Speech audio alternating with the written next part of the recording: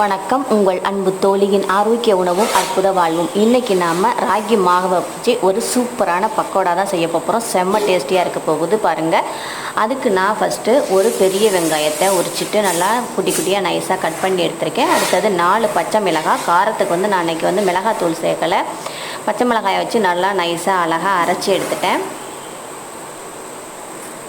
அடுத்ததாக இப்போ நாம் ஒரு பாத்திரத்தில் 3 கப்பு ராகி மாவு எடுத்துக்கலாம். இது வீட்டில் உள்ளவங்களுக்கு மட்டும் இல்லை, எப்போவுமே எல்லார் மாதிரி நாங்களும் வீட்டில் அட்டாச் பாத்ரூமாக கட்டி வச்சோம். வெளியிலையும் பாத்ரூம் தேவைப்பட்டதுனால அதையும் ரெடி பண்ணுறோம். அவங்களுக்கும் சேர்த்து தான் நாங்கள் செய்கிறோம். இப்போ இந்த ராகி மாவு கூட கட் பண்ண வெங்காயம், அரைச்ச பச்சை மிளகாய், 1 டீஸ்பூன் ஜீரகத்தூள், தேவையான அளவு சால்ட்டு போட்டுட்டு கொஞ்சமாக தண்ணி விட்டு நல்லா பக்கோடா பிடிச்சி போடுற அளவுக்கு பிசைஞ்சு எடுத்தாச்சு. இப்போ ஒரு சட்டியில் நல்லா எண்ணெய் நல்லா கொதிச்சிருச்சு. இப்போ நம்ம அதை கிள்ளி கிள்ளி போடலாம்.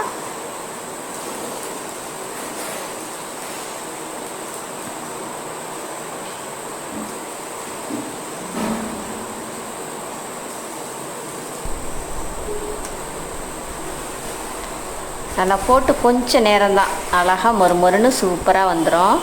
சுட சுட சாப்பிட்டா அவ்வளோ டேஸ்டியாக சூப்பராக இருக்கும், நல்லா வாசமாகவும் இருக்கும். நான் இன்றைக்கி ரொம்ப சிம்பிளாக தான் பண்ணுறேன். ஆனியன் மட்டும் போட்டு, இன்னும் இதில் முருங்கைக்கீரையெல்லாம் சேர்த்து போடலாம். அது இன்னொரு நாளைக்கு அந்த வீடியோவை போடுறேன். பாருங்கள் எவ்வளோ சூப்பராக அழகாக வந்துருச்சுன்னு.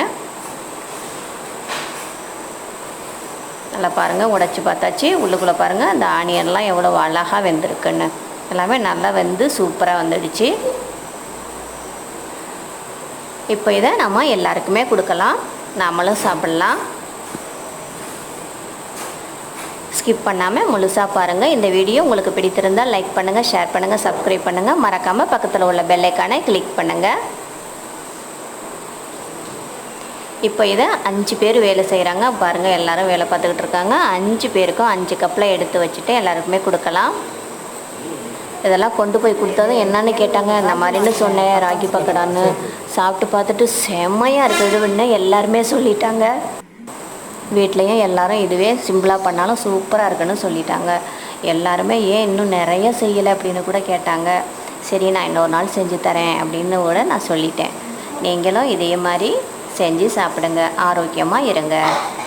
தேங்க்யூ.